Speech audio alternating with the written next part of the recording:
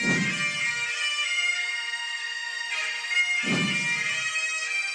to that piece of lieutenant that's always on his podcast, bashing us, him.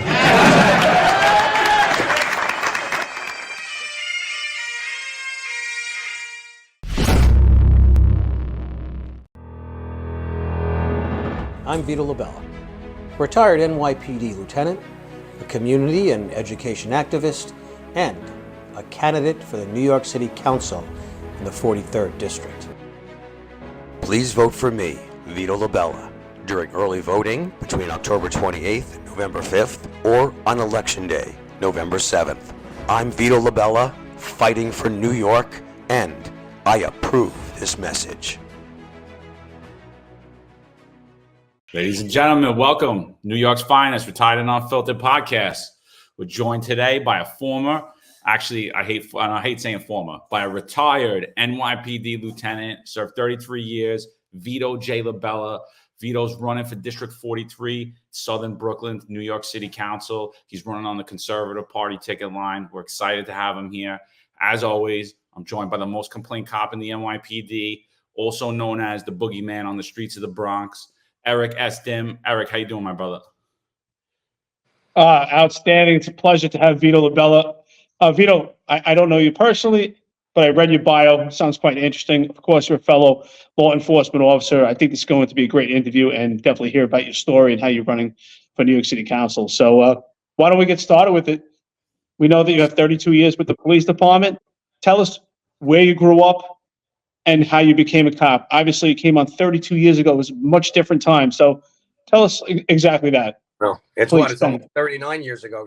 I came on in 1986, January 9th, 86. So it was a long, long time ago, right? I was original transit. I tell people, they gave us a radio this big that was like a brick. It didn't work. They told us to ride the trains by ourselves from 242nd Street in the Bronx to New Lots Avenue in Brooklyn, and this from 8 o'clock at night till 4 in the morning, right? And we did that for a year, and then I did midnights in District 1 in Manhattan. Got promoted a couple of times, and most of my career was spent doing quality of life, plainclothes enforcement in District 4, which is from the Manhattan Bridge all the way up to 125 in Lex. And so, riding the trains every night in plain clothes with the cops and the sergeants, looking for quality of life. You guys know, after service, quality of life on the trains, you run a name, who's got a warrant, who's wanted for murder, who's wanted for robbery, right? Who's on parole, who's on probation, and you take these guys out of the subway system before they can victimize anybody else, right? You're riding the train at 3 in the morning, walking between cars. Where are you going? What are you doing? Right, you got a history of robbery, history of grand larceny, right? And now you're doing stuff. So now we're gonna lock you up for that, and we're gonna make sure that you don't victimize somebody. And it worked, right? We brought crime down from the 1990s, like way up, all the way down to historic lows, up into 2016, 2017. De Blasio comes in, he wins his second term. He is unbound. De Blasio unbound. All the progressive policies. He stopped playing clothes. Every progressive thing he wanted, he pushed through because there was no checks and balances. There was no reason for him to put the brakes on, right? And so I retired in 2017. I couldn't deal with it anymore. And you retired out of District 4 too? Where'd you retire? Retired out of District 4, yep. And you retired there. I did 20 years in District 4. Wow.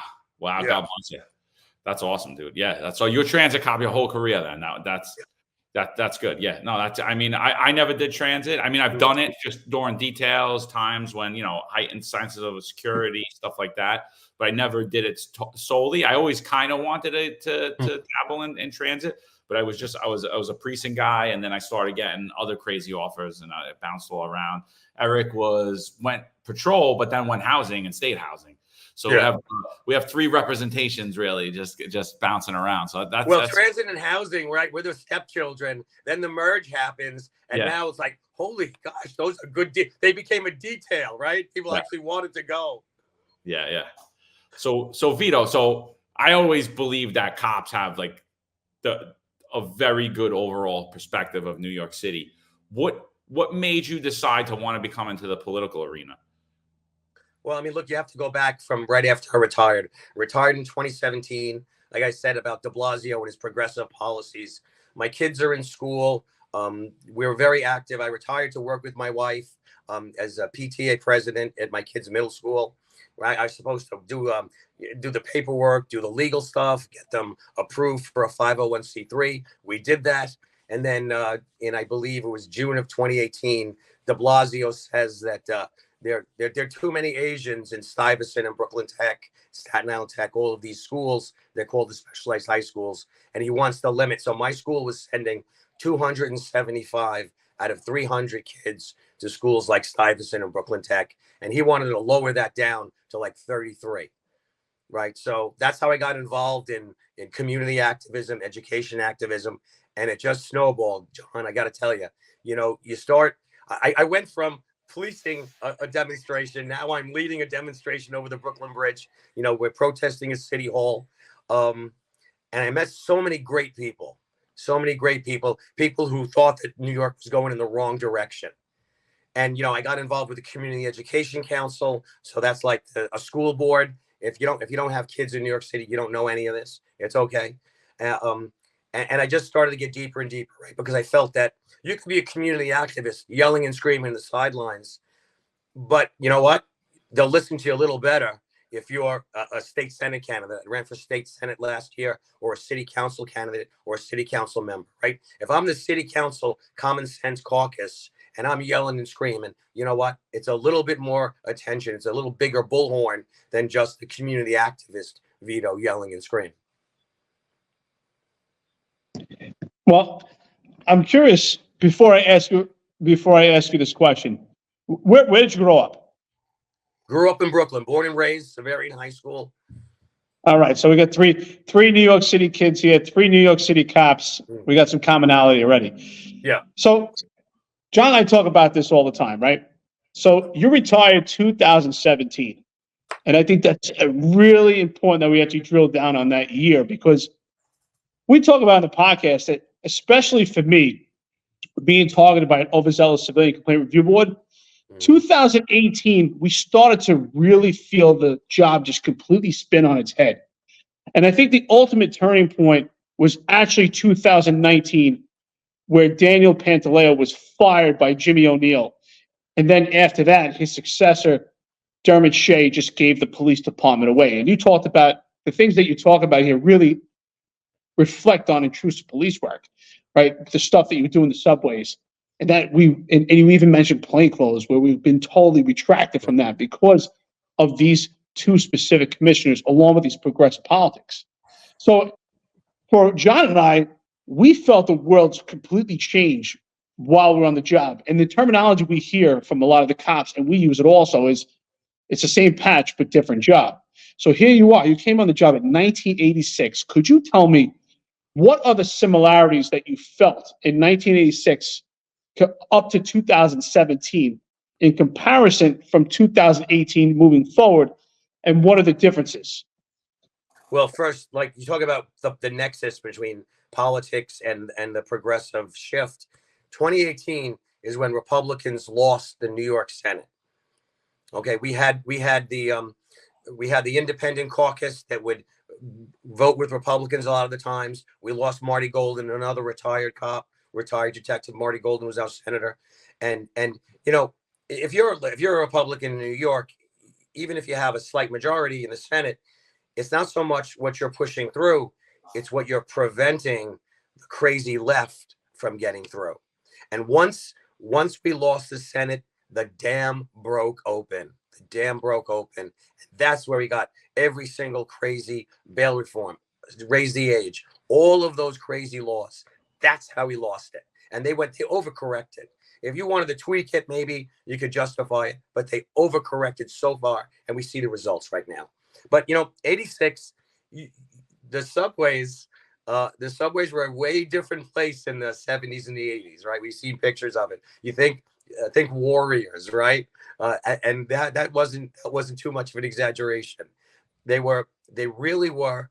You took your life in your hands riding the train, and we got that down. We started with the graffiti removal, lock it up graffiti artists, really keeping them, not DATing them. desk appearance ticket, releasing them right after they get arrested. We didn't do any of that. And, you know, by doing this, it sends the message that bad behavior won't be tolerated. And I just don't, and I don't know, maybe these people who came in like in the middle of 2015, 10 years after 9/11, they came from God knows where. They look around and say, no, this city is wonderful. I can't imagine that it was so bad, right? They have no clue. They have no clue how bad it was. And they think that they could do all this stuff and it not have a negative impact on the city. And they're just so wrong. They are so wrong. Oh, absolutely, man. I mean, and just to confirm, I mean, I used to ride the train with my mother. My mother was a school crossing guard. Everyone in the community loved her. But we used to ride from the train from Bensonhurst to my grandmother's neighborhood in Sunset. And my mother would carry a big butcher knife in her. It was a scary place covered in graffiti. It looked exactly like the worst. And that was one of the safer train lines, by the way, in New York City. That wasn't even one of the more dangerous ones, you know, and it still was a very scary place to ride the train from, to leave. You know, Bensonhurst was a predominantly safe neighborhood, but it was mafia controlled. It wasn't because of the Dinkins era style policing at that time when I was a kid, you know. And but Vito, like for people that don't understand New York City and don't understand what these progressive Marxists have done to New York City, what do you think are the major issues plaguing New York City? We spoke offline and I think we basically agree, but for the audience, could you just elaborate on what your platform is and what you believe the major issues that are plaguing New York City are? So you know, we do surveys, we talk to the voters, there's some data analytics involved.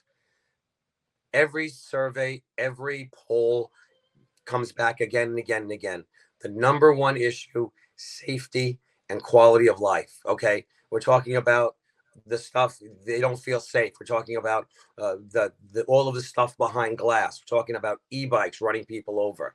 This sense of lawlessness that's just pervasive throughout New York City. And I was at a precinct community council last year, and I was a bit of a jerk because the CEO was up there trying to do his tap dance, and he says, you know, our crime is down. Our crime is down, saying it again and again. And I said, excuse me, boss, when you talk about crime is down, you're talking about the 8 crimes, right? 8 felony crimes, right? What about the stuff that really people see, the violations, the petty larcenies, this and that? I mean, that's the stuff that people are talking about. That's what makes them feel unsafe. The homeless people on the corner that no one addresses anymore.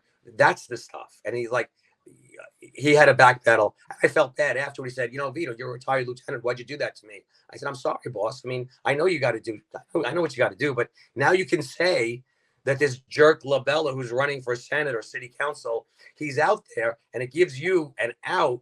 It gives you the ability to say, well, we know that crime is up as far as petty larcenies and quality of life conditions. And we know, well, I have to do something, I have to address it because I have this jerk LaBella, you know, asking me about it at the community precinct council. But that's the number one issue. Most recently, number 2, believe it or not, migrants in New York City. That's and there's so much stuff we could talk about that. And then 3 is cost of living. And I got to say, I'm disappointed, disheartened, because it's the stuff that I care about, how I got into this, education, that's like single digits. When you have to have a kid in public school, you have to kind of know what's going on, and you have to care, right? So unfortunately, only a small percentage of the population cares about the public schools and education. But hey, you know, I care about it. And what I try to communicate to people that it's all related. It's all related. During the 80s and 90s, the schools were crap. The schools were crazy. You wouldn't send your kid to a public school. I went to Catholic school my whole career, my whole education. And as the Bloomberg and Giuliani era, 20 years of improving quality in the schools, that's why we saw enrollment in Catholic and private schools go down, because people said, wow, the public schools are good. Why do I want to spend this money? I can send them to public schools. So as the subways got better, as the schools got better, people came in to New York City instead of moved out of New York City. People invested their time. I mean, I grew up in Brooklyn. I decided to buy the house next to my mom and dad. So my kids are being raised in Brooklyn. We went to public school in Brooklyn because we still had good schools. It was only 2018 when they decided to upend everything that I got involved in politics and activism. I'm really excited that you just spoke about this. And I want to reflect on the NYPD just had their third quarter meeting for the year of 2023 where they reflect on crime. And John and I are pretty expressive. We had put out some tweets and stuff on Instagram in relations to this particular meeting. And in particular, Chief John Shell actually spoke. And I don't know if you had an opportunity to see this.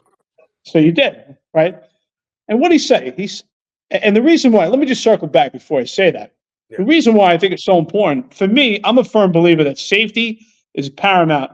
And in order to have a thriving city and a flourishing city, financially, economically, emotionally, safety has to be the number one priority in order for everything else to blossom. And so we see the effects. I mean, John recently, he's in Florida. He recently went to New York for the summer. And immediately, he and I spoke constantly. He said he could feel it and he could see it. And what Chief John Shell said at this quarterly meeting is that we need to have this narrative constantly about the perception of safety and crime. And this is where I find extremely problematic is if the crime is legitimately down, and John has actually put up the actual CompStat numbers to show that it's actually inaccurate. And I do agree what you're saying. Maybe in some categories when it comes to major felony crimes are down, but petty larcenies are all over the place. The quality of life has just completely diminished. Those issues are not being addressed. The homelessness, the mental health. So what he's saying is he's trying to sell the public that, hey, you should feel safe. But if crime and safety are correlating and the crime is down, we shouldn't have to sell it. It should feel safe. So what is your stance on that when it comes, what would your relationship be if you get into the city council? What would your relationship be with the present commissioner right now when it comes to safety? Would you have open conversations? What would be the ultimate goal to have a nexus and a relationship with the commissioner as we speak? Well, so look, fingers crossed I get in. I'm part of the Common Sense Caucus. We grow it to 10 or 11 in the Common Sense Caucus, right? So that means we're outnumbered 40 to 11 on the city council. 26 city council members are DSA, progressive members. 26, more than half, right? So we have to be realistic. I have a character flaw. I don't lie to people. I don't overpromise. What are we going to do? So we're going to have to, as a group, and if we could really flip South Brooklyn and we have Staten Island, we could have this really geographic area that says, listen, this area is voting, is telling you what they want. I want the cops to take over peddler enforcement again. I want the cops to take over homeless outreach again. We have homeless. Listen, human behavior, you need the carrot and the stick. You have to reward good behavior. You have to punish bad behavior. These individuals, they're on the street. They're coming back. They're really, it's so hard to deal with the same homeless person again and again and again. They're not just homeless. We know that. They're mentally ill. They're drug addicted. They're alcoholic. That's what the main issue is. How are we letting them stay here and not give them the help? But it's like, okay, you could come to the hospital. You could get into a program. You get into a group home. You can't stay in the subway. We're going to help you. But if you keep on coming back and spreading out your boxes and making a tent city, you're going to end up going to jail. So it's going to either be jail if you violate the law, you violate quality of life statutes, or it's going to be some kind of program where you're off the streets, because it's not just your rights. It's the rights of everybody else around you that you're impinging on. So yeah, you got to just send that message. Send that message. We want to try to address everything holistically. So I get a lot of complaints along the 8th Avenue commercial corridor or along the 86th Street commercial corridor of unlicensed peddlers, right? We have store owners, paying rent, paying taxes. They got to put up all the onerous regulations from the city. And you have people set up right outside their store selling a lot of times similar stuff, lower quality, no taxes, they're not paying anything. And how is that right? We got to get these people out of there. It's maybe we have an area where we have a market, a public flea market in a municipal parking lot somewhere, so these individuals can sell their stuff without impacting the store owners. But once they go back, we have to send a message. You come back here, you're going to get summons, you're going to get arrested, we're going to confiscate your stuff. This is not a place that you can stay. Absolutely. I actually love it. I actually love your platform. I didn't really know much about it until today. And I appreciate you being honest with it. You know, you're really trying to get yourself in there as a defensive back, basically, at this point. And Yes. that's what I believe the pathway for New York City is we have to take back these seats in New York City Council, in state Senate and state assembly, in the lower seats, in all of these little public advocates office, anything that has a platform or a voice. We need common sense people to get back in there and get New York City back on track. But as of right now, yes, you're outnumbered. We need defensive backs in there. We need people that aren't going to align. Vito mentioned the DSA. 26 members of New York City Council are DSA. That is the Democratic Socialists of America. I have just recently come to find out today that they actually blocked me on Twitter preemptively before I actually got to say anything to them. We had a horrible tragedy yesterday in Israel. And for those of you that aren't aware, New York City is comprised of every ethnicity, creed, color, religion, sexual preference, anything you could think of, we have a community for it in New York City. And, you know, so my heart goes out to the people of Israel, and 1,000%. But I have plenty of friends who are Palestinians. I have plenty of friends who are anti the state of Israel, and they have issues with it, but they don't support the loss of innocent life. What we saw yesterday was horrific. Today at 1:00, New York City, the Democratic Socialists of America will be calling for an end to apartheid in Times Square in New York City. I mean, if that's not the exact wrong message to send, I believe it's lighting gasoline on flames, the flames that are already stoking, flames of hate, flames of division. We're supposed to be, as Americans, and I want politicians in office that are going to lead everyone and understand everybody from both sides. I don't believe that that's the goal of the Democratic Socialists of America. I believe that throwing gasoline on the fire. Vito, what do you have to say to the DSA about, particularly about this event that they're hosting today? Dude, thank you so much, because it is a tightrope. So we saw on Twitter, we saw these images of women, girls, babies being dragged naked through the streets. I mean, screaming. I mean, I think of my daughter. Imagine somebody, comes to your house, grabs your daughter and takes her away at gunpoint. You're not supposed to make analogies with the Holocaust, but every single World War II movie, every movie about the Holocaust, you saw the Nazis came in and dragged Jews out of their homes and took them away. How could you not see the similarities? I mean, I got so angry, so upset. But at the same token, I know my dear friends in the Arab community, they are horrified about what happened. They would stand up to it in a heartbeat. And whenever we talk about a specific thing, and this is something that I think sometimes you guys, thank you, you understand because you're cops. You understand, protect and serve have no qualifiers after it. We protect and we serve everyone. So, what I say is that these individuals, Hamas, they did something horrible, but we should never conflate that with our Muslim and our Arab brothers and sisters living in New York, trying to live their lives, that they may have a sympathy for Palestine or the Arab community over there, but they're here. I say Bay Ridge and Borough Park are not at war.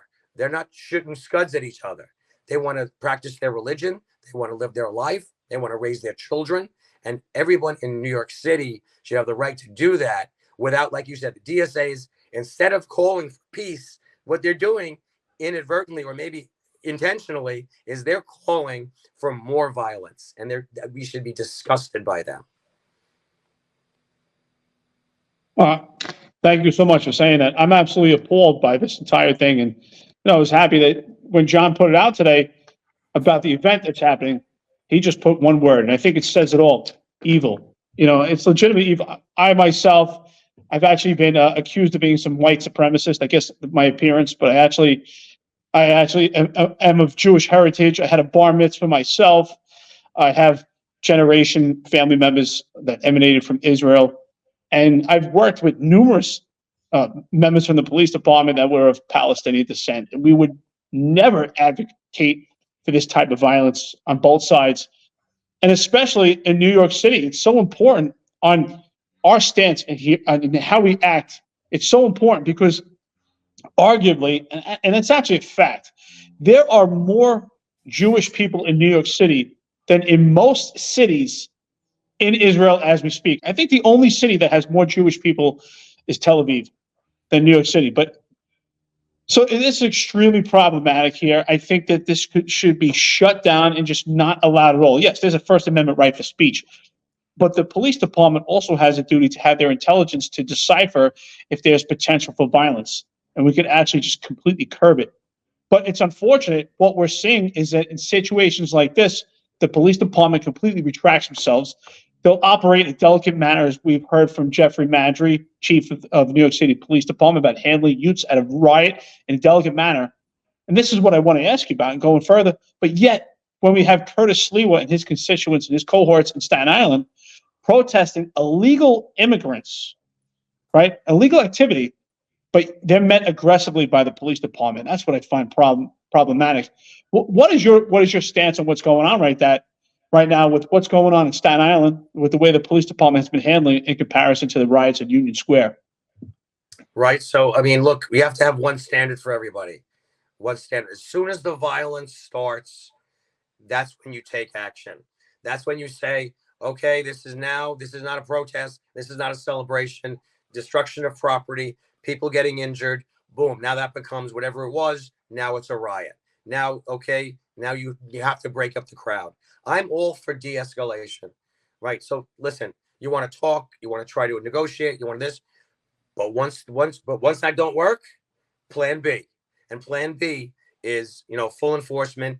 You break up the crowd, you send everybody home, and if they engage in violence, you put them in the flex cuffs and, you send them down. And at the very least, they're getting disorderly conduct summonses and let them cool off the cell for an hour and get rid of them there. But you have to aggressively address violence.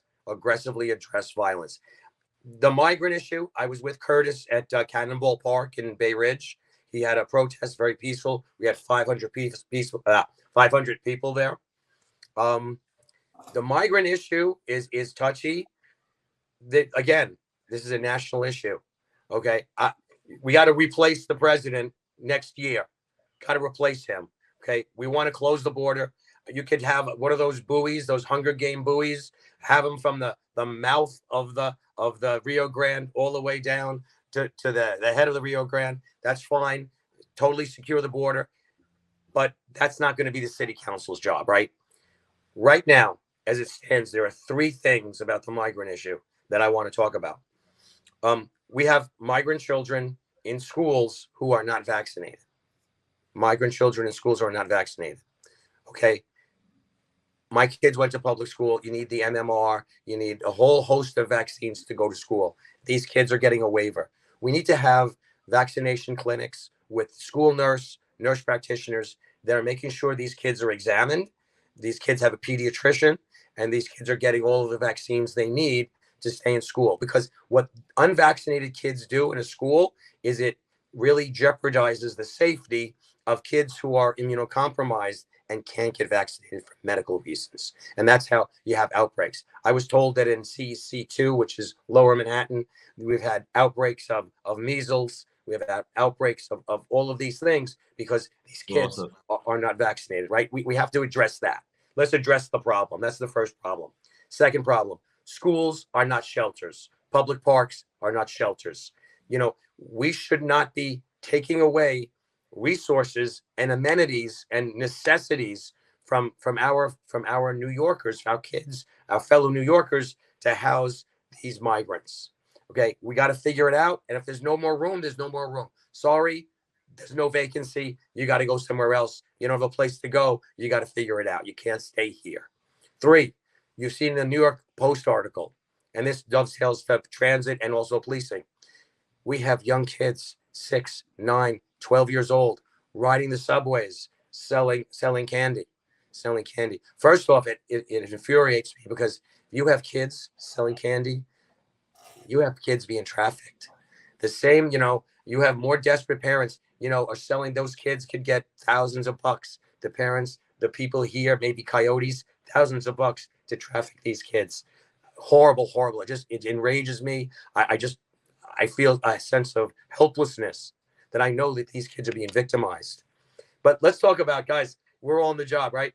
Can the poor cop see this kid and bring this kid in? What's the lieutenant on the desk going to say? He's like, oh, Jesus, this is gonna kill the post. That the next lieutenant coming in on the desk is going to have to send the kid to the hospital, send the kid to ACS, all this paperwork. So, I mean, everyone's going to get their chops busted for trying to address this, and then the kid's going to get out. We used to have Operation Toolbox in transit, right? It was basically, 24-hour period, 2-day period. You lock everybody up, you have full enforcement, and then you monitor how we did by the districts, by the platoon, to get everybody engaged in the effort. We need Operation Save the Children, where we have set up all of the resources available so that we can take these migrant kids, we can take them to a centralized location, get them checked out health-wise, tell the parents, listen, this is one warning. Where are your kids going to school? Get them assigned to a school. Make sure they're going. If we see your kid in the subway again, we're going to take this kid away from you. We're going to put this kid in foster care. Your kids cannot sell candy or anything else on the subway. And we have to have this it's got to be a broad, holistic, all agency initiative to get these kids out of the subways, into schools, vaccinated. We have to address the problem. Let's close the border. I mean, I get called a libtard. Remember that word? I get called a libtard because I want to give these kids vaccinations and I want to get them out of the system. But these kids are here now, so we have an ethical and moral responsibility to take care of them, right? Then we close the border and send everybody. The other thing we want to do is, remember, we used to work with immigration. So you could run somebody and he wasn't here legally, and you lock him up for robbery, you lock him up for whatever, he's getting collared all the time. You could make a phone call and you give him to ICE and you get him out of the system, so he's not a problem anymore. The very least we should do, we don't cooperate with ICE anymore. The police department doesn't. The very least, anybody who commits a violent crime should be checked through E-Verify, make sure they're here legally, make sure what their status is. And if they're here conditionally or illegally, you know what? You're committing robberies, you're committing violations or petty larcenies again and again, you're recidivist. Guess what? You're not of good moral character. That should still count. When my grandparents came, when your grandparents came, you had to be of good moral character to become a citizen, to stay in the United States. We got to go back at least to that standard. And that's reasonable, right? I always start with, let's see what we can get the most consensus for. We get more people on board and work toward that. Because the big stuff, if you just concentrate on everything, if you have this purity test, what do they say? Don't let the good, don't let the great be the enemy of the good. We have to try to address what we have a lot of consensus for. I mean, the hypocrisy in New York City, though, it's just on such a level. I mean, I couldn't finish my career. I had to vest out with 18 years on because I wouldn't take one shot that did not act as promised. My children could not eat in restaurants. I could not take them to the zoo. They could not partake in after school activities. They were separated at lunch tables.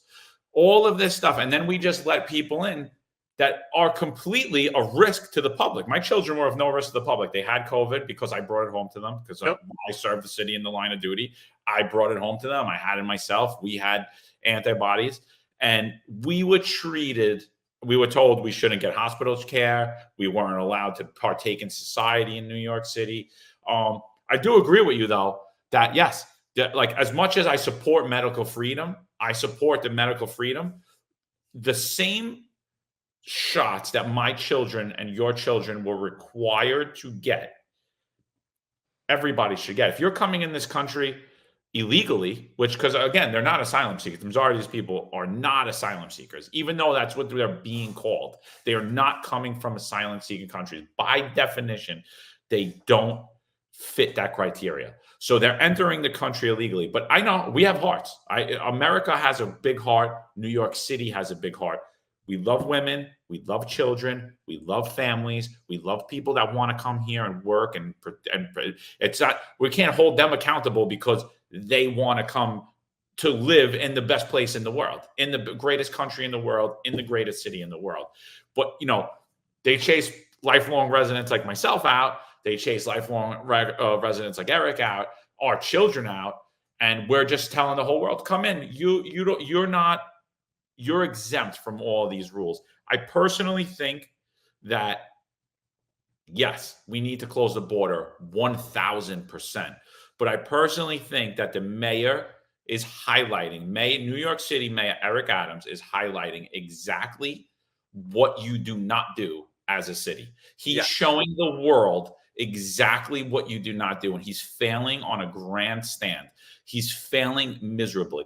I put out a post yesterday, went pretty viral, got a couple 100,000 views, of him saying we need to keep the border open.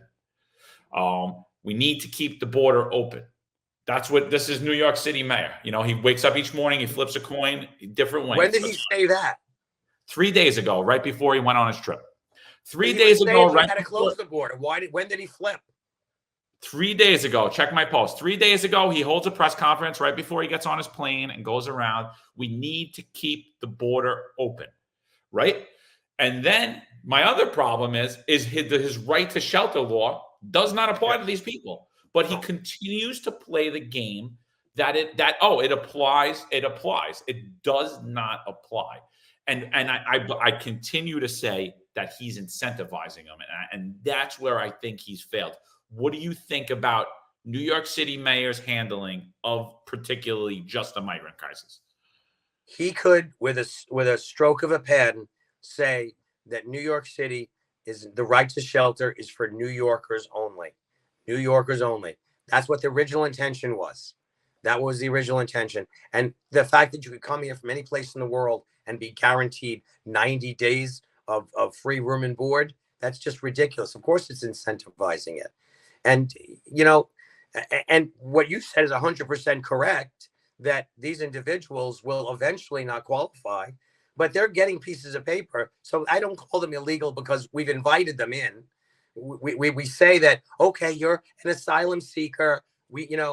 Here's this piece of paper. Your hearing date is in 2030. Come back in 7 years. And then they come to New York City, which is a sanctuary city. So if they never come back, no one's going to look for them. No one's going to look for them. So we incentivize people coming here in so many ways by not cooperating and getting rid of people who commit crimes, and we don't call ICE. That incentivizes people to come here. By don't checking to see if everybody in an institution, whether it's a restaurant or a supermarket, is everybody legally working? Do they have employment identification numbers? You could get an employee identification number without being a citizen, and at least you're paying, you're paying withholding taxes. You're paying, they're paying workers' comp. They're paying disability insurance. They're putting away Social Security. They're putting money into Medicare. So at least they're supporting the system instead of this under the table, this undercover or underground economy that's really taking resources from all of us. That's why Social Security is going broke. Yeah. So yeah, we have to do a whole bunch of things. Everything you said. The one thing that the city council could encourage the mayor to do is, again, stroke of a pen. New York City is not a sanctuary city. We do cooperate with ICE, and the right to shelter applies to New Yorkers. Absolutely. I love everything you're saying. We're all in agreement here. I say it all the time. I feel that when you crossing the border, the analogy I always use, it's almost like, you're playing football and you hit the 50-yard line, and there's all these signs, free food, free shelter, and a potential for getting work. So if you get to New York City, you got the touchdown. So, Yeah. and again, when we reflect on Mayor Eric Adams here, I mean, there's no one better at double talking than Mayor Eric Adams. And exactly what John said. A couple of days ago, we heard something completely different. And we heard, if you get a chance to look at John's Twitter, and you can hear his speech where he says, our position is open borders, and we're going to have a decompression plan. He's great when it comes to words and terms and names, but he doesn't actually explain what this decompression plan is. I have no idea how you decompressing this plan when you decompressing this plan when they have 90 days to stay. It just doesn't make any sense. I mean, I think it's so absurd. Again, I mean, did he really need to go to Mexico to see what's going on with the migrant crisis? You could just look at Google Maps and you could just see it's out of control. I mean, does he really need to do that? And since when does a mayor bypass Washington to go to Mexico? Why, if anything, go to Washington and petition there? Why is he going to Mexico? He's To auditioning go out and for president. What'd you say, Vito? What'd you say? Because he's what? He's auditioning for president, right? That's what he's doing. It sure appears that way. But I'd like to just move on from this topic because this is very near and dear to me, right? You're running for New York City Council. And I as coined as the most complained cop, have been extremely affected by an overzealous Civilian Complaint Review Board. And the Civilian Complaint Review Board really ties into New York City Council, because New York City Council has implemented progressive laws and policies that give the CCRB ammunition to weaponize against police officers that do intrusive police work. So the diaphragm law, which I think is extremely ridiculous, but fortunately it's never been weaponized against a cop yet, but it's on the books. I do think at some point. And also the right to know, this handing out of business cards to law enforcement officers. If you do get elected, and I hope you do, would there be any pushback from yourself on these right to know business cards, especially being a former law enforcement yourself? And also, that how dynamical it is to arrest someone, especially in a tussle, especially if you're in transit working alone, with this diaphragm law. So there's a YouTube video where I discuss this. We remember the cop at 125 in Lex. He was dealing with this kid, and this kid jumped him. He's fighting for his life, right? He can't help struggling with this guy violating the law. How do you not wrestle with someone and get them down? And the same move that poor Daniel Pantaleo did on Eric Gardner, I did that move 100 times, right? I'm a little guy. He was a little guy. You get up. It's like a wrestling move. It was not a chokehold. A chokehold constricts the carotid arteries or the trachea. Okay, that's a chokehold. He had him in a headlock. A wrestling move, you can see it at high school. I don't know if they still do it, but you take him and you use your weight and you get him down. Okay, Eric Gardner died of positional asphyxia and a heart attack brought on by positional asphyxia. They could have gave him better medical care, but I thought that the criminal culpability was not there, and Staten Island did a good job. I would have said stand him up, check his breathing. I was that kind of a person where I made sure that everyone's okay, check on the cops. But this sergeant there should have done that. Daniel's just fought for his life. He's out of breath. He's got this focus thing going on. The sergeant shows up. It's the sergeant's job to pick up the ball and make sure that everything is being handled, making sure the bus is coming, making sure everyone's getting treated. And she was brand new. She could have done a better job, but she didn't lose her job, right? She got a 30-day rip, and then whatever she did. Poor Daniel was a scapegoat. Now, I'm friends with Jimmy O'Neill, but I thought that decision was purely political, and I was so disappointed in that decision, because we have cops. Listen to this. I mean, you guys know. We have cops that are indicted for manslaughter or murder, indicted, go to trial, or acquitted, and they keep their job. This guy, Daniel, he was never indicted. They looked at him in the state, federal. They didn't have anything on him. And he lost his job. It was just totally political. It's just that kind of stuff enrages me as well. It makes me so angry because it's so hypocritical. It's throwing these cops on. The cops got to get the benefit of the doubt. When they're wrong, I mean, we have a list of cops that are just totally wrong, right? Derek Chauvin, totally wrong. the cops in Brooklyn, South Brooklyn, who lock up this girl for marijuana, have sex with them in the back of the car. Please, I call out bad behavior because we have to. If we don't call out bad behavior when it happens, then when there's a case that's like a marginal, we lose our credibility. We lose our credibility. That's why it's so important to like this cop in the Bronx raped a woman at gunpoint. I heard not one but one cop from his command was at his trial.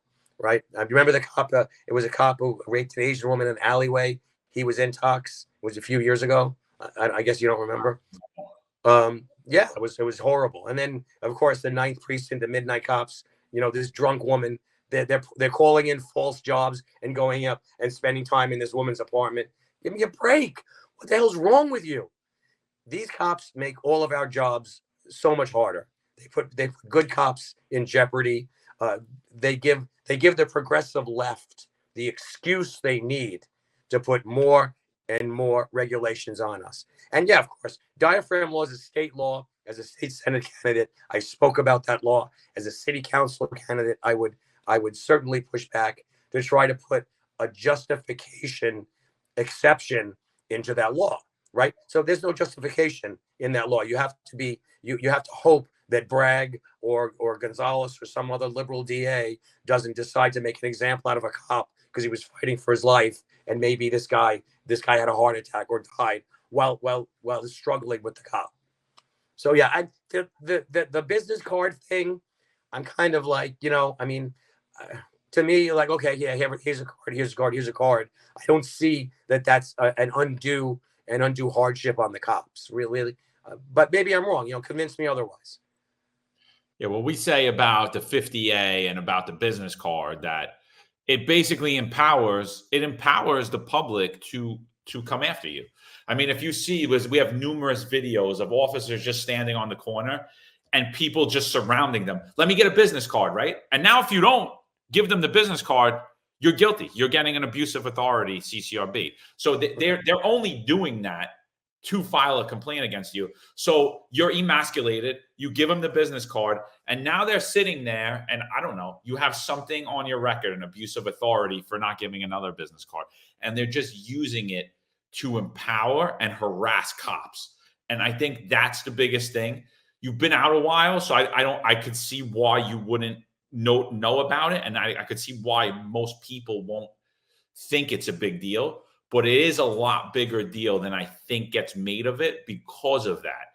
Because it is emasculating the sense of authority from cops. And, you got a guy like Eric. And the other thing about that Right to Know Act is you have a guy like Eric Dim. He served the city honorably for 20 years. He never received discipline from the NYPD. He was found guilty administratively by the CCRB.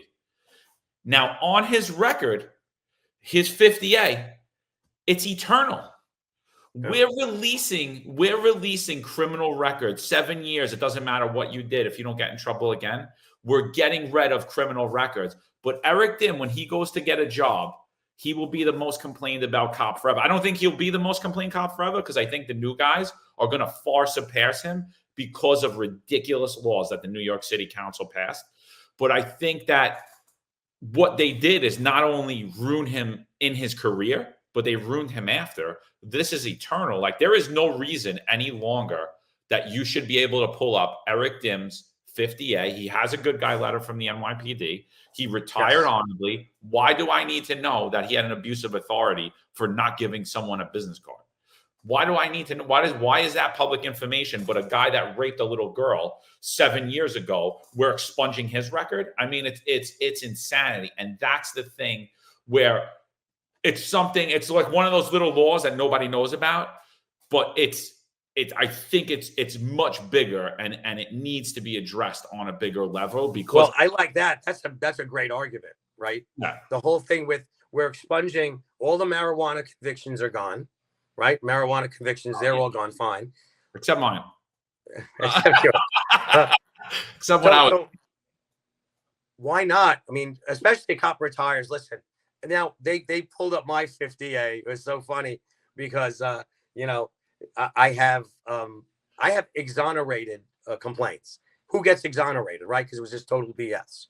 And they were on and on because over 32 years, I think I had five complaints, none founded, 2 exonerated, 3 unfounded. And they're going on and on about how horrible I was. Like, and someone, you're right, Eric, John, if someone doesn't know, he had 5 complaints. 5 complaints, 32 years. I was on the road the entire time. The entire time I was locking people up. And I got 5 complaints, Jesus. 1 exonerated or 2 exonerated. Who gets exonerated? So it's like, it's just, yeah, we just have to educate people. I'm more concerned. The business card to me, okay, I understand what you're saying. And when you just ask for something and then 50 people ask for it, they just want to get the cop for something. So yeah, I get it. You got to be reasonable, right? So, but what really concerns me with the CCRB is the evidentiary laws that they use. You could use hearsay, anonymous testimony. There should be a strict standard where you have to have rules of evidentiary rules that really protect these cops the same way you would protect any other defendant. I mean, that bothers me the most because that's taking money out of people's pockets, impacting their careers, and really, it's just not right. It's not right. Like expunging, which is another thing. You're retired. You're no longer in the police department. You know what? That shouldn't be public knowledge anymore. Well, what John said here is 100% right. As of now, I am the most complained cop, but I do believe that someone is going to far surpass me. And here's why. Not because they did more intrusive police work than I did, or all of my teams. It's because of the disciplinary matrix. And I'm sure you're aware of it. That's what was weaponized against me. So when the CCRB started to attack me, they started to attack me at the inception of the disciplinary matrix because they built their own algorithm for me. So I had no discipline record. I had absolutely nothing. Ironically, I received a 5 almost every year as a supervisor within the NYPD, which is the top. And I was getting awards for the same incidents I was involved in that I had gotten substantiated by the CCRB. And what CCRB did was they built up their own algorithm for me. And I'm sure with the disciplinary matrix, you have presumptive factors, right, which is automatic penalties, but you have mitigating and aggravating. Obviously, I never got any mitigating. They only gave me the aggravating.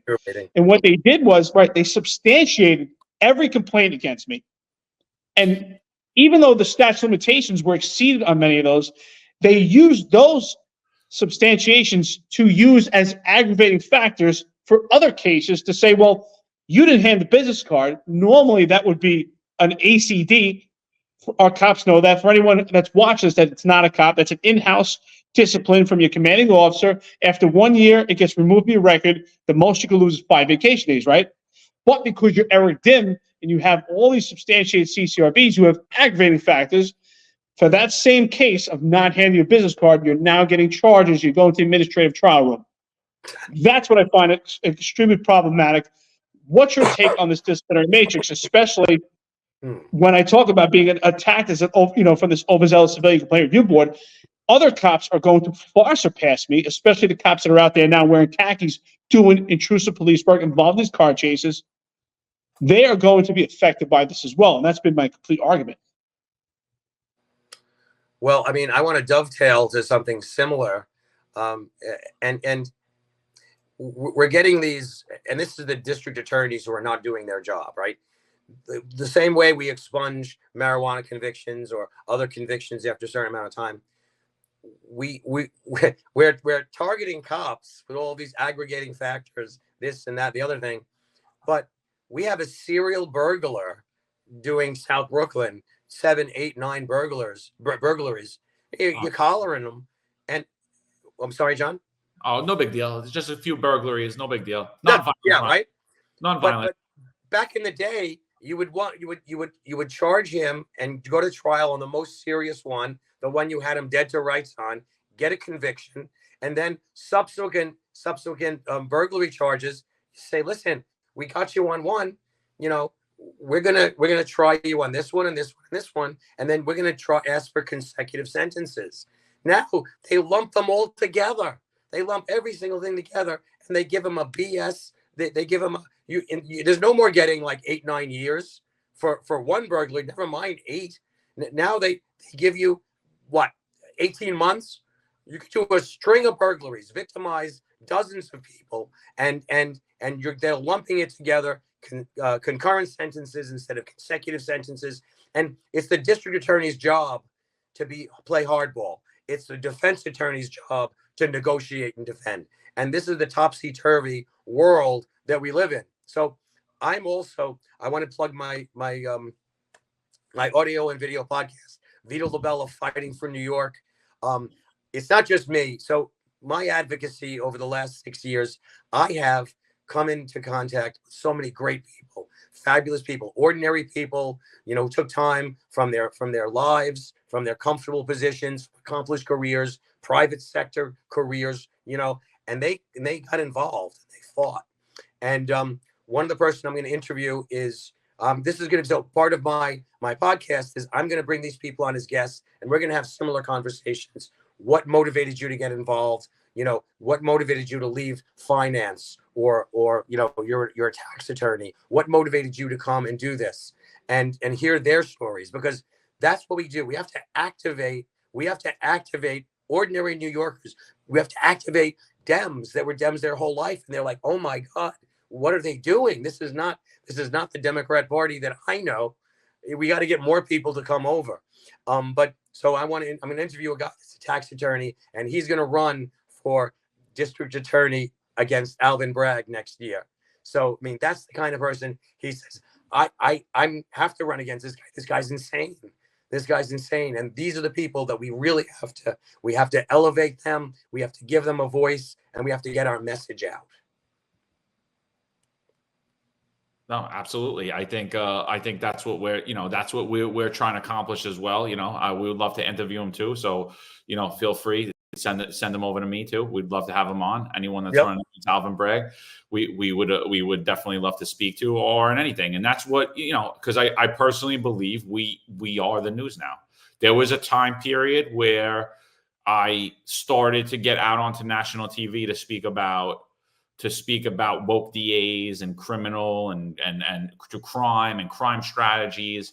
And then when, it became politically inconvenient to have me on because of my stance on medical freedom and my religious freedom in New York City, and how I believe that tied into the mass exodus in the NYPD, all those calls stopped. I was shunned. I was a tinfoil hat wearer. So, we started this podcast, and it's been, and through advocacy on social media.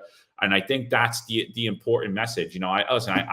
I support anybody's views, even if I don't agree with you.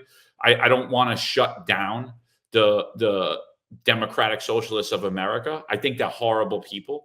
I'm not trying to say let's restrict their ability to have free speech or to hold that thing. But what I'm saying is we should be out there condemning it. We shouldn't be afraid to speak about it. We shouldn't be afraid to go out there and have a point of view.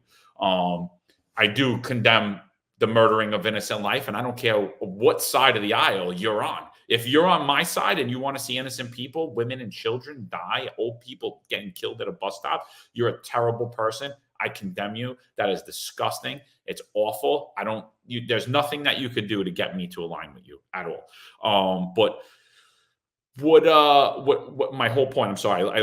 I'm sorry. There's so much stuff in New York City. It kind of overwhelms me at some points because there's just so much we could talk about. So that's the main idea. So where could we find you is one.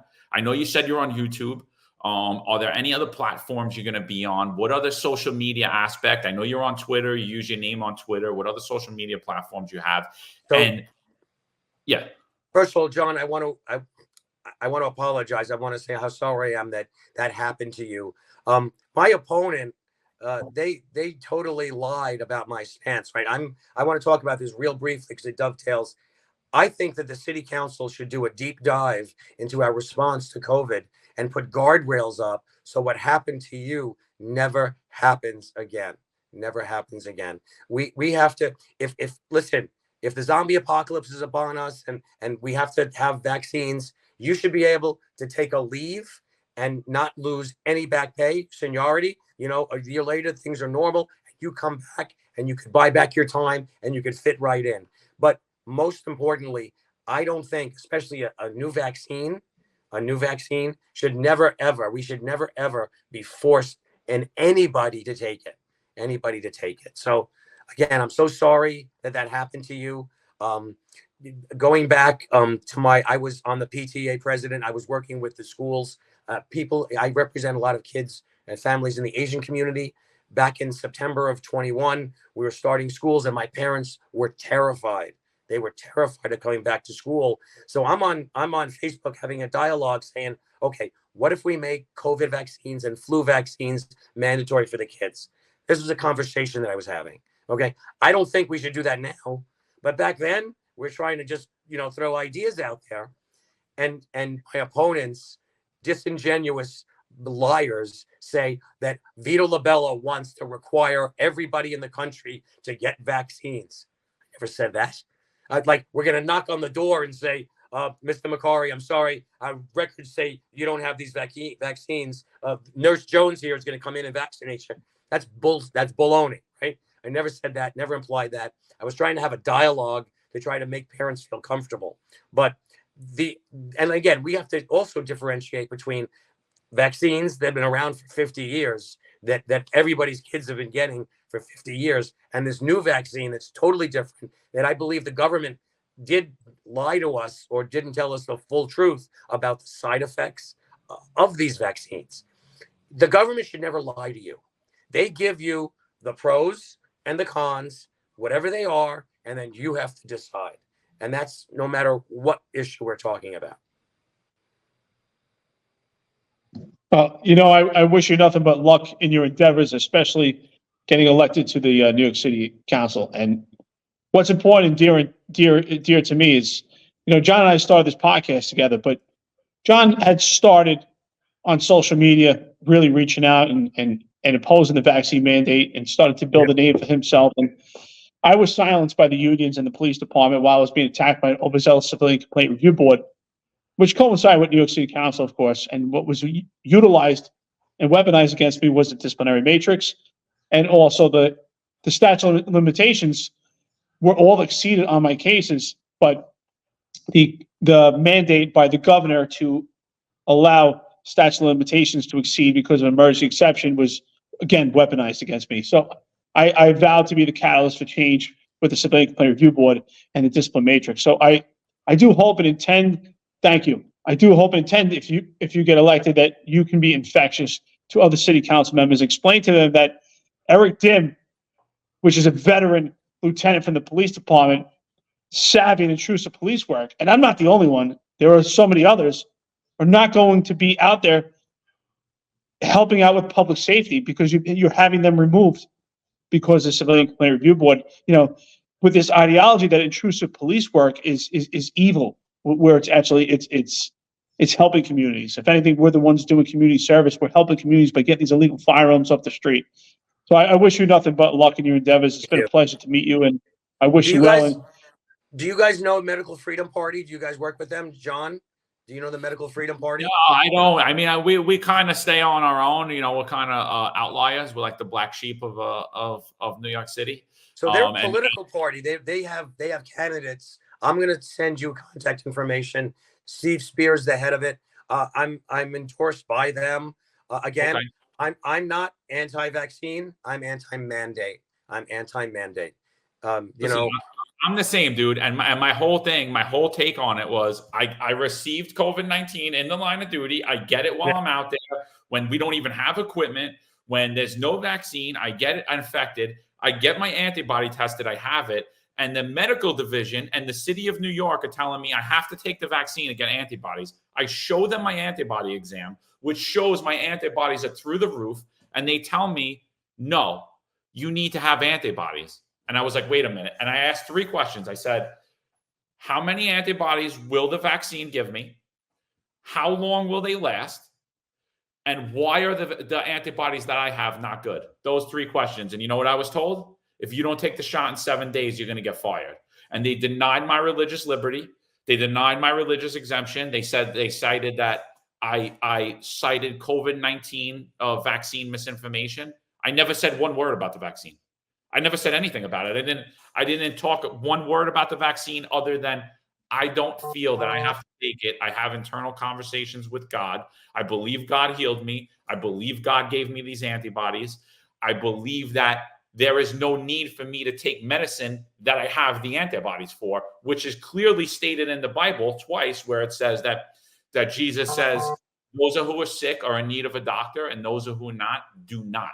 And I'm like, you can interpret that any way you want, but this is the way that I interpret it. I'm a born and raised a Roman Catholic, but I'm a believer of Christ and the Bible before I align with any church or any priest or any pope or anything of that. I believe. So it was just the hypocrisy and the lies of the whole thing, and then shutting my children out. Then it was bigger than me, dude. It was much bigger than me. It was much bigger than all of us. It was the fact that they went on the children. I'm a product of New York City public schools. Eric's a product of New York City public schools. My children were going through the New York City public school. I was invested in my community. I shopped locally. I cared about my region, and New York City is sending people like me and you out, and we're being put on the back burner. So many issues we could talk about, but I'm glad you came on. It's a pleasure to meet you. And I think, we would love to have you back on, go further and talk about other things too, because I think there's just so much stuff that we could cover and we're not even touching. We're just barely scratching the surface. Yeah. But if you could tell everybody where we could find you, where your podcast is going to be, and also if you could go into what is the main difference between you and the other candidates and why people should be voting for you.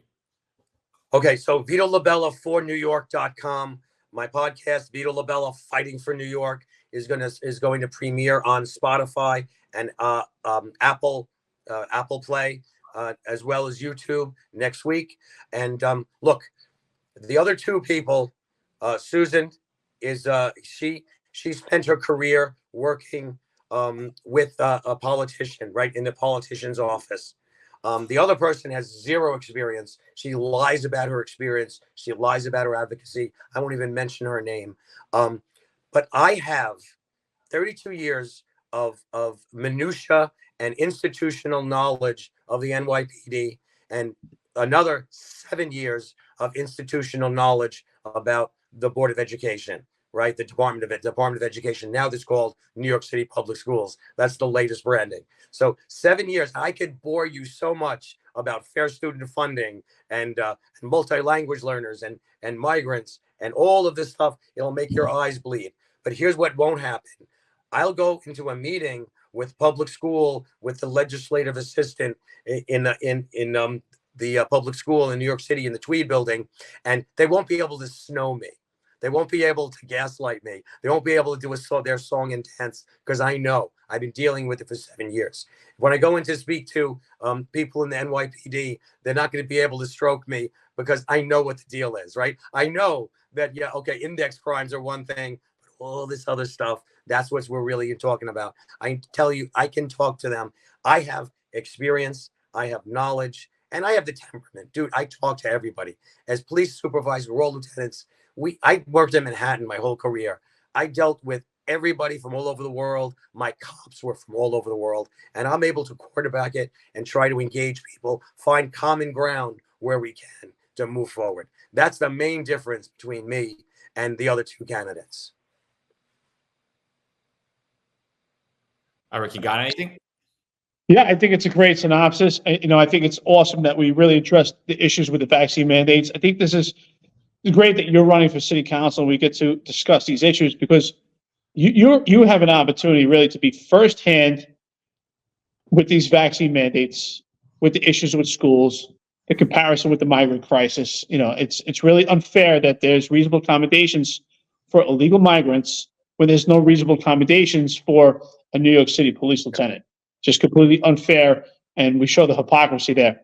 Again, we're all part of a migrant process ourselves, being Americans, but again, we are here, we're citizens, and as a law enforcement professional, there should be reasonable accommodations for you before we have migrants that have not been vetted. But with that also, again, in my case in particular, I really am advocating for change with the CCRB, New York City Council, the connection between both. This discipline matrix is really affecting the cops right now. You talked about safety. Safety is paramount. We cannot have safety back unless we have intrusive police work. We cannot have intrusive police work unless we have the support of the city council. We need the support of the Civilian Complaint Review Board. We need this disciplinary matrix completely revamped because, again, these aggravating factors, if you have an opportunity to see our episode where we talk about the discipline matrix, we really break it down to where it's being weaponized to remove best cops that the police department has to offer, completely emasculated, as John said, and we're wearing down to a police department that is not prepared to get the city back to where it needs to be. Even if you yourself can turn the city council over today, we don't have the police department to actually conduct that type of business and get it to where we are. So with that, I wish you luck, of course. Thank you so much for coming on. It's been a pleasure. Send me talking points on the things that concern you, John, you too, talking points, the research. And that's how I learn. I take stuff and I read it, do my due diligence, and I say, okay, let's talk about this. Let's talk about that. I want to be an extra voice along with you guys to get the message out. No, absolutely. We appreciate that. Vito, before I let you go, one other thing. Police unions, did they endorse you?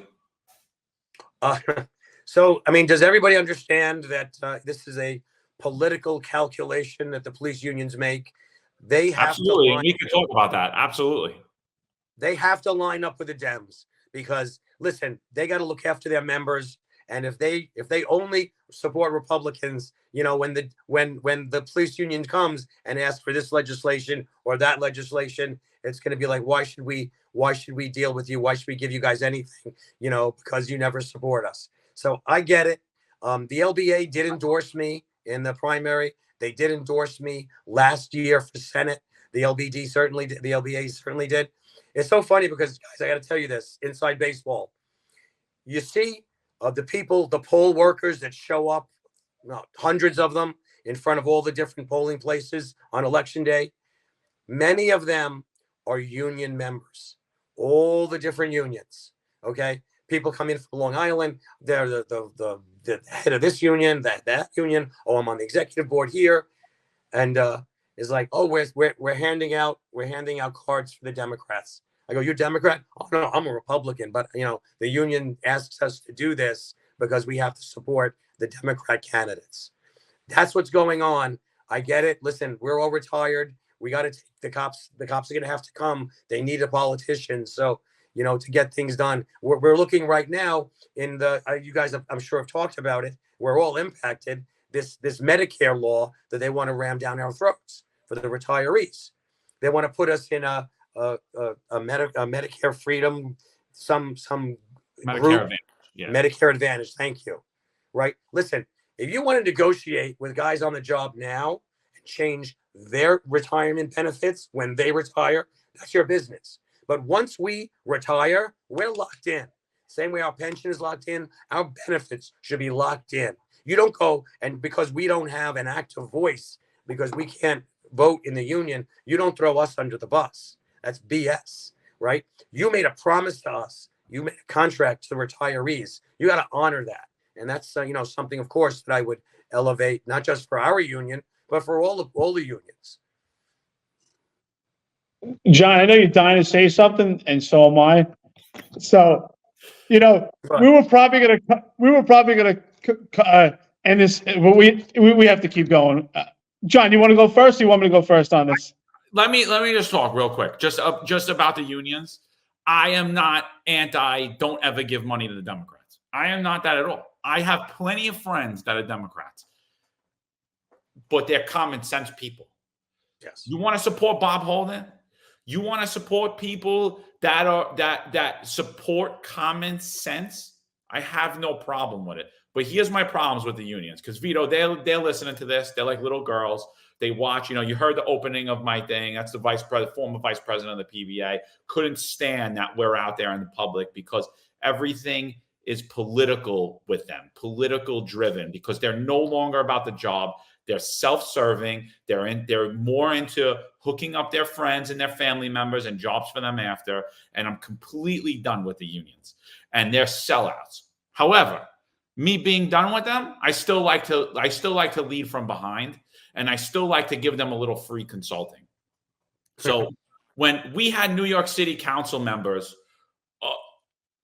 voting to defund the police, voting on the diaphragm law, voting for this 50A, voting to, not even voting, but advocating to get rid of SRG and get rid of CCRB and pull this money and come up there and abuse not only the commanders in the NYPD, but the rank and file. And you turn around after they showed you that they state they're abolitionists, they state they want to defund the police, and you endorse and give them money, or you sneaky and you don't endorse them and give them money, you're a sellout coward. You're not playing politics, because I'll tell you, they all live in Long Island. And when you look at who they endorse in Long Island, it's always Republicans. But yet in New York City, oh, we got to do this because the Democrats control everything. No, we got to get back to supporting the police. We got to get back to having real conversations. We got to get back to having common sense people elected. And I'm sorry, if you voted to defund the police and a police union is giving you a donation, that is not a police union. That is controlled opposition. So that's my message for you guys. Like that's literally, because they're going to listen to this very intently. And that's not to say they should have 100% be funding and endorsing you, Vito, just by hearing you and what you have to say right now. I didn't know your platform before this, but just hearing what you have to say, this is common sense. This is public safety. They should 100% be giving you money. Sorry for my rant, and I'm sorry to even bring that up, but it was like, it has to be said. I think it has to be said. Well, you asked about the unions, right? So yeah. But listen, Vito, before you go ahead, I was dying to say something, so you start saying it. Look, I always say opposition meets opportunity, and I get it. Sometimes the union might have to actually fund the opposition, but communications breaks barriers, right? If they're in communication with their opposition and it's going to break barriers, then I can understand, and the money's well spent. But the problem is, and I think John actually put a tweet about it today, and I was actually thinking about it. Kathy Hochul, I understand she's Democrat, right? We might fund some Democrats, but are we going to fund Democrats that are anti-police, that spew this anti-police sentiment, this anti-police rhetoric? Because I think it's ironic, and I'm sure she was probably laughing, that simultaneously, while she's receiving funded campaign funds from the PBA union and other unions as well, she's also vetoing bills that are in favor of the police department at the same time. That's where I have a problem with the money that's being funded, right? If the money's being funded because it's going to benefit them, okay, then I understand it. We rub elbows, I scratch your back, you scratch mine. But they're funding the money for what? It's not in favor of the police department, because John said it, they're self-serving, because it's in favor of them. It's in their best interest for them to further their careers. 1,000% they should be endorsing you. You can break those barriers. You can have communication. You served the police department for 32 years. There's common ground there. There's commonalities. You're not anti-police. So there's barriers that could be broken there. Again, most of them are not New York City residents. I remember Lou Turco himself. I was a delegate, so I attended these meetings. Lou Turco was the LBA president. Mm-hmm. At the time, the topic of conversation was Tier 2A. Tier 2A had just got passed for the fire department. And we said, why are we not pushing this proposal for the New York City Police Department? He said, there's no reason to at this time. We don't have any friends in Albany. So if we don't have any friends in Albany, why are we funding them? Thank you. We got to look, teachers are very good. You see a lot of teachers running for office. We got to get more cops running for office. We have to start mentoring people. And that's another thing I hope to do. Look, I'm just a messenger. I'm fighting an uphill battle, an underdog battle. I got a good shot because all I need is a plurality. And we're focusing on Vito LaBella, my name, not my party, which is fine. We do have a shot. But here's the thing. We should be seeking out retired cops. who are living in the city or living wherever. And we should be giving them the tools. Say, listen, we'd like to hear you. We'd like to teach you. We'd like to give you some resources about how to run. Here's a website. Here are your flyers. Here's this. Here's that. We want people. We want to encourage people like us, and not just us. Listen, common sense nurses, doctors, like you said, we have to find these people and we have to give them the tools they need to come forth and serve in government. I love it. Listen, this is a great conversation. I would definitely want to do this again. Let's definitely do it soon. It was great. I appreciate it. No, seriously, it was. And you're 100% right, dude. 150% right. Like, that's exactly what we got to do. Guys, everybody, thank you for tuning in. I believe the only reason that me, Eric, and Vito are able to do what we do is because at this point in our lives, we've become financially independent. Even though I'm still not collecting my pension, I've made good investments in my life. Yeah. Invest in yourself, whether you're young on the job, you're in the middle of your career, or you're towards the end of your career. Small payments over time. Contact our friends at Laidlaw Blue. Let them know the Finest Unfiltered sent you there. And start to invest in your future, because you don't want to be where you can't speak up and you can't talk about the atrocities that are happening in New York City or across the world. We need strong voices in the world, and you can't do that if you're completely solely dependent on bowing down to the mayor or his appointed lackeys. Law enforcement professionals dedicate their lives to serving and protecting our community, but who's protecting their financial futures? That's where Laidlaw Blue comes in. Our wealth management platform is specifically designed for the law enforcement community. Laidlaw Blue is a division within Laidlaw Wealth Management, run by retired New York City detective John McDermott. His status as a retired detective uniquely positions him to establish a deep connection between Laidlaw Blue and the law enforcement community. Our platform is easy to use and provides a range of financial services, including investment management, retirement planning, and insurance solutions. With Laidlaw Blue, you can secure your financial future and provide for your loved ones. Our team of experienced financial advisors understands the unique challenges and opportunities that law enforcement professionals face. We're here to help you navigate the complexities of financial planning and achieve your goals. Laidlaw Blue. Secure your financial future today. Book a meeting using the QR code displayed or call us directly on 888-901-BLUE. That's 888-901-BLUE. All right, my brother. Listen, New York's Finest, Retired and Unfiltered Podcast. We're not going to sell you any nonsense. It is what it is. We're out here. We're having real conversations. We're bringing real people on, and we're going to keep doing it. Eric, let's do it again, my brother.